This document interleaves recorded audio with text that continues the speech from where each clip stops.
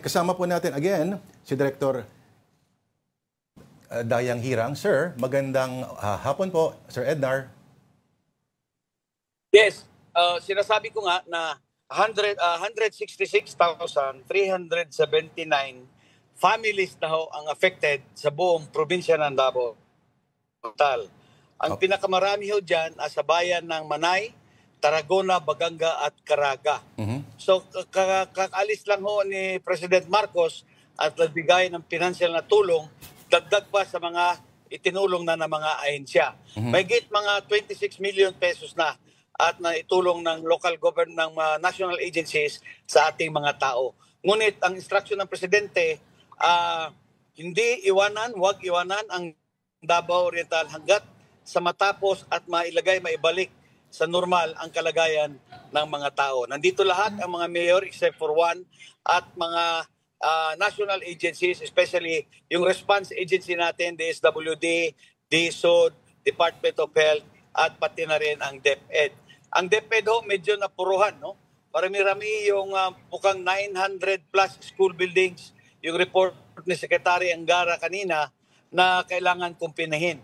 No? Nagbisita si Presidente sa district ko sa Provincial Hospital ng Davao Oriental sa Manay at totally dilapidated. Ang maganda naman, may pera na may 40 million this year and 65 million next year para agad-agad makumpuni. Yung mga school building naman, may pinag-usapan sila na wag na magantay ng proseso ba, yung quick response fund ng mga ahensya, yun na ang gamitin agad para makumpuni na yung mga paaralan at establish agad yung learning spaces habang inaayos yung mga paaralan. Pa-confirm lang po namin, sir, yung mga report po ay meron pong 8, may 8 pong mga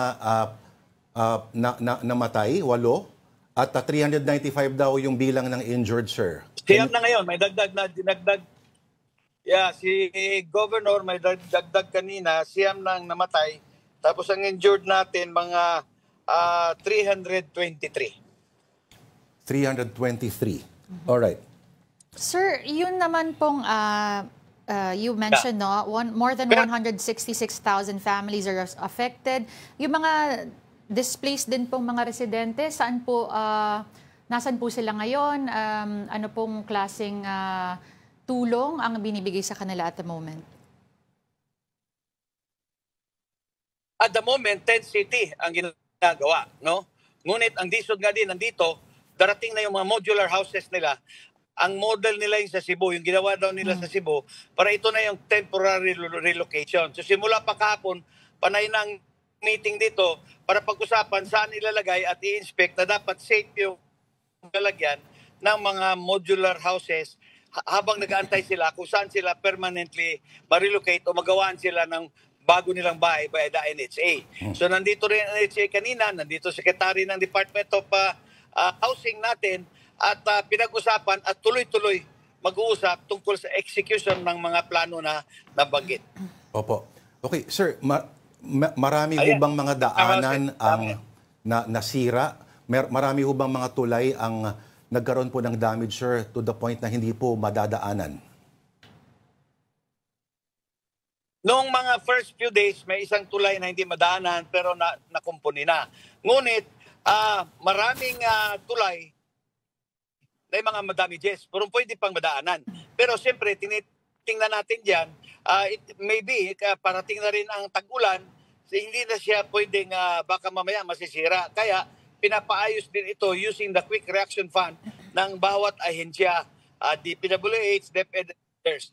Merong malaking concern ng Davao Oriental dito na binanggit sa mga meetings, yung national road between City of Mati and Municipality of Tarragona, na may nakitaan na malaking bitak doon sa bundok, no? Na maaaring gumuho ang buong bundok at mawawala ang karsada, buong karsada mawawala. So, ngayon gumagawa na sila ng alternate route plan na i-build, gagawin habang hindi pa nasisira yung karsada na yan. Yun ang pinakamalaking challenge na nakita natin in a provincial level scale.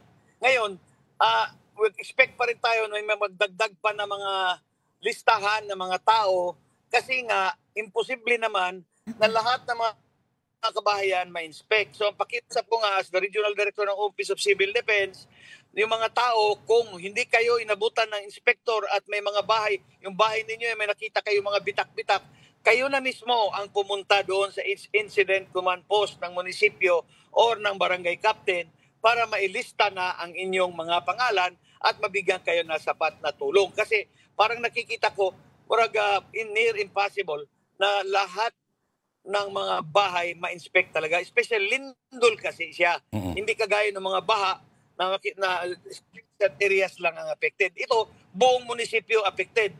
11 towns of the province affected. So, hindi kaya siguro lahat. Kaya nga, ang pakiusap ko sa lahat ng interview sa akin, Mr. and Mrs., no? kayo dyan sa bahay nyo, pag nakita kayo mga bitak at hindi kayo nalista, kusang loob na niyo, magpunta na kayo sa inyong mga barangay officials at municipal officials. Huwag na po magbaka sakali. No. Do not take any chances. Correct. Opo. Sir, ang naging challenge po noong nangyari po sa Cebu ay yung distribution naman po ng mga pagkain. Ano? Kahit sabihin natin na sapat yung dumadating na food supplies, may kabagalan daw po yung pagbibigay, pagdidistribute barangay to barangay. Ano po ang sistema po dyan na nakita po ninyo, sir? Ang nakita ko dito, in the first place, in-establish kagad yung incident command post, bawat bayan. So, coordinated yung mga relief. Tayo nakikita na sa TV dyan sa Cebu, sa kalye nagbibigay. Yung mga tao, kaya nagka-traffic jam dyan, pagkaalam ko. Opo. So dito, talagang establish ang provincial ICP, municipal ICP, so coordinated ang barangay pag-deliver, kung saan i-deliver, depende sa data na nakuha ng incident command post, doon i-deliver sa kanila. So siyempre, hindi man din perfecto, meron din mga pagkukulang, hindi natin mawala yan.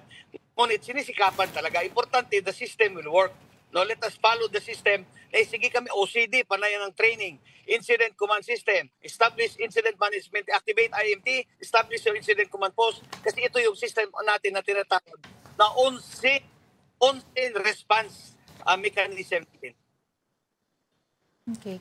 Sir, bilang panapos, ano nga po ulit, yung, if you can list it down, ano po yung pangunahing pangangailangan ng mga residente dyan? Ako, nakikita ko tubig, and tubig.